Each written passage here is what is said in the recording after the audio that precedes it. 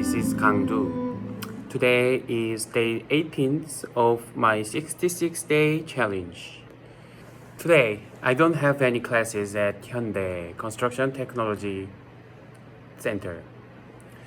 But as you can see, I still came out here anyway. I guess I just didn't want to waste the day.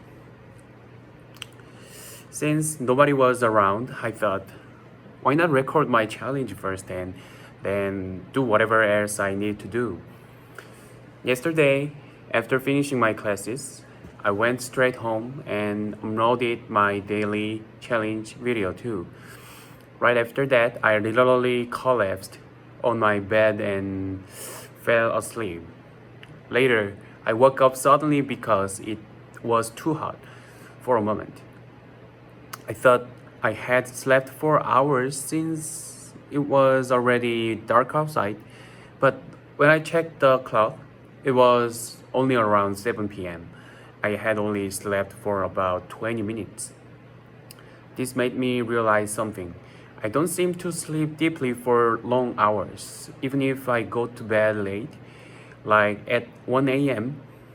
I wake up around 6 a.m. automatically. Maybe it means that I live with a certain level of tension in my life. I've always thought I was a stress-free person, but perhaps I do have some hidden stress after all. Anyway, yesterday I worked on filling out my CV for the foreign company. I wrote down most of the basic information, but I kept wondering if there was anything more meaningful I could add. Later, one of my classmates told me that the weather outside was too good to just stay indoors. He went out for a walk, and I thought maybe I should exercise too. So I headed to Boramae Park. I really love Boramae Park because it reminds me of Central Park in New York.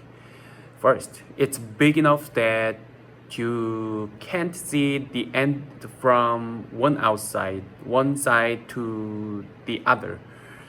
Only some tall buildings in the distance. Second, there are so many things to enjoy inside.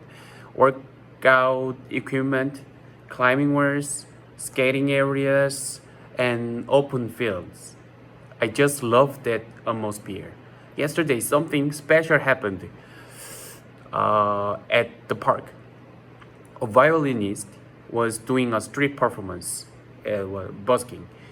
He said he had been playing the violin for 20 years and had been busking for 10 years. Between songs, he shared his personal stories, and they were so captivating that I couldn't help but listen. One story in particular really struck me. He said the most shocking and terrifying moment of his life was when he was driving one day and suddenly heard loud screaming. He rushed to the scene and found a woman bleeding after being stabbed. Since he had spent his whole life playing the violin, he felt powerless and didn't know what to do. The only thing he could think of was to grab a roll of tissue from his car and press it against her wound while waiting for an ambulance. But then, some bystanders told him, "Young man, we understand your good heart, but if you help like that, without thinking, people might misunderstand you, and you could get in serious trouble later." When I heard this, I couldn't help but think about a similar experience I had. Once, I saw someone almost get hit by a car, and I quickly pushed her aside to save her. But a girl who was with me said, "Brother, you shouldn't do that. Girls are really sensitive about being touched. You could even be accused of harassment." I was shocked to hear that. Of course, I understand where that thought comes from, but I was still surprised that even helping someone could be seen as dangerous these days. It made me wonder, should I really change my actions because of such fears? Honestly, I don't want to live like that. I believe that if something feels like the right thing to do, I should just do it. Even if it means that something bad might happen to me later.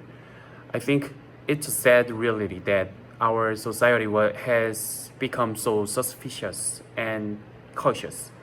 But for me, I want to act from sincerity, not from fear. So yeah, that was my day. It started with me being tired, but it ended with deep thoughts about life, society, and what kind of person I want to be. Thanks for listening, and I hope your day is filled with meaning too. See you tomorrow. Bye bye.